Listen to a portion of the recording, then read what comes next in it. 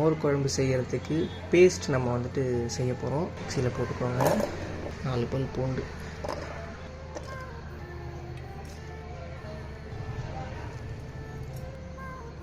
So இது paste ready ஆகிடுச்சு.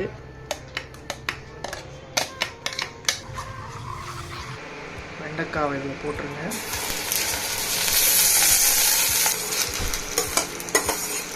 வறுத்து ரெடியாக எடுத்து வச்சுட்டோம். கொஞ்சமாக கடுகு, சீரகம் போட்டுக்கலாம்.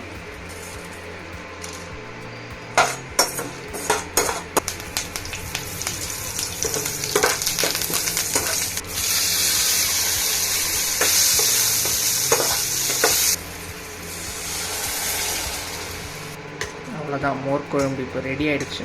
ஸோ சீக்கிரம் ரெடி ஆனதும் சாப்பிட்றலாம்.